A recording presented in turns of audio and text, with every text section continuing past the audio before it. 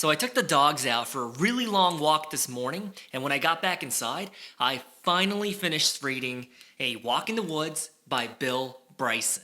Now, this book is about a 45-year-old regular guy who decides to hike the Appalachian Trail, which is up and down the entire east coast of the United States with his childhood best friend. Reason being is that he wanted to reconnect with nature. And so he decided the best way to do that was by hiking 2,200 miles. And the dynamic between the two best friends, really interesting because they're so different from one another. On one hand, you have a guy that is addicted to eating donuts and other sugary sweets, but when you go hiking in the woods, especially for that long, you're not going to have access to a bakery. So that's funny in itself. Is it okay if I put the book down now? It's kind of heavy because it's a hard copy, but and on the other hand, you have a guy that is really uptight, super anal, right? Always having things go his way or it's the highway. And you take that kind of guy and you plant him into the wilderness where all gloves are off, right? There's spiders, bears, mosquitoes, they're all on the menu. But what they both have in common is that they are not hikers. So their trials and mistakes that they experience, not only is it really interesting and funny, but it's a good story. Hands down, this is one of those books where you just know how good it is by the first 10 pages. I am telling you, within the first 15 minutes of reading this book, I found myself to be laughing. Seriously. The stuff that he writes on those pages, I don't know how he does it, but he's like a comical genius. And I'm not just saying I was laughing, I was actually giggling, and I felt so much joy inside from that giggling. And this is exactly the book that I needed right now in my life, because I'm currently going through and suffering from the consequences of chronic stress. And it's something that I've been battling for the past 6 years now. And yes, it took me that long to figure out what the heck is going on. And I needed this, right? This is the definition of a feel-good book. The fact that I can laugh every minute or so, every page. Dude, that's a recipe for a happy life. For the past 6 years, I've been sick on and off, like a repeat cycle. And I never thought that stress would be the culprit, the root cause of why my immune system was so crushed. But I genuinely feel grateful for this book because I think it helped reverse some of the damage that stress has done to me physically and mentally. Like, that's how highly I think of this book. And it's something that I wish I would have read back in 2018.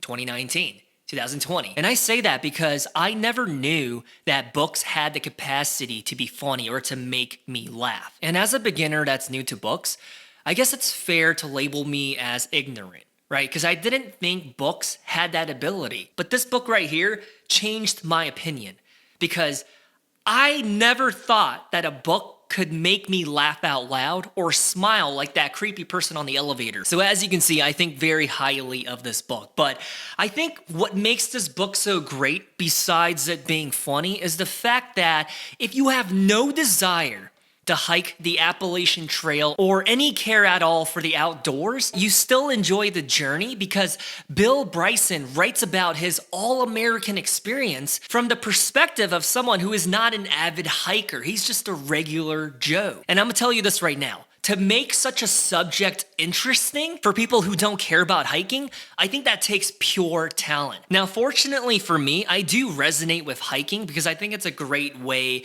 to embrace the outdoors and get some fresh air and to de-stress. But even if he were to write a book about something that I have no interest in, now that I know how talented of a writer he is and how funny he is, I'm gonna read that book. And lucky for me, his catalog of books, there's a lot, there's dozens. So I'm pretty excited. And speaking of how talented of a writer Bill Bryson is, that's because he makes each moment, experience, and setback very relatable on a human-to-human level. Like his choice of words and descriptions of things that are happening, it makes it so easy for me to just close my eyes and to imagine that scene, like what he's writing on pen to paper. It makes it easy for me to imagine myself being there with him as he's out there in the woods or on top of a mountain. And if you're still not sold on the idea of A Walk in the Woods by Bill Bryson, it's not just about his journey of going through the Appalachian Trail. trail. It also has nuggets of history lessons sprinkled throughout the book, where it talks about the details and history of the mountain and also the various parks that are along the trail that are really interesting and fascinating, but also terrifying.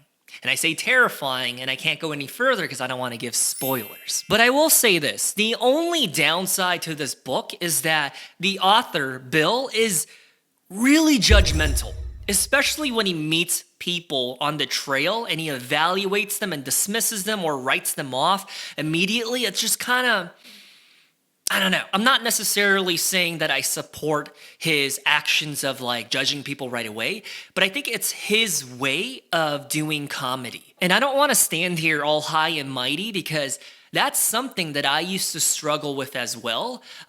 Judging people based off of face value, because I learned, and I'm always learning this in life, that you truly cannot judge a book by its cover. And it's so easy for me to become that type of person that observes and monitors and watches someone else doing an action or behaving in a particular way and me judging them, right? Like, how could they act like that? Or how could you say that? Knowing full well, heat of the moment, if I get all emotional, I've done that as well, right? Like, I have no position and no authority to judge another person. Or even just meeting someone for the first time and based on their appearance, metrics, or credentials, making a superficial conclusion based off of that limited information is not a healthy way to interact with people. That's something that I learned in the past, and I'm just thankful. The older that I get, the more open-minded that I am becoming.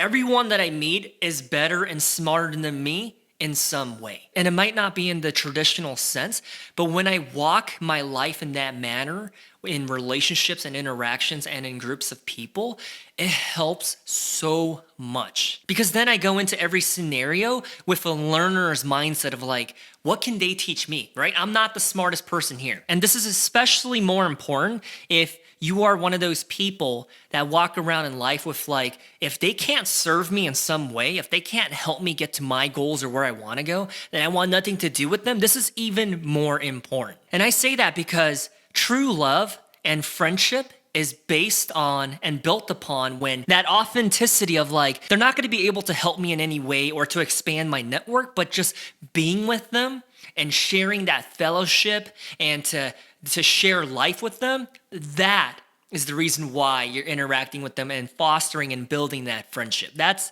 the healthiest way to do it. If you always go into relationships thinking like, how can they help me? How can they help me get to the next step or to get my foot in the door of that job? That's not a good way, because then you're always thinking about how can I use people? I don't know.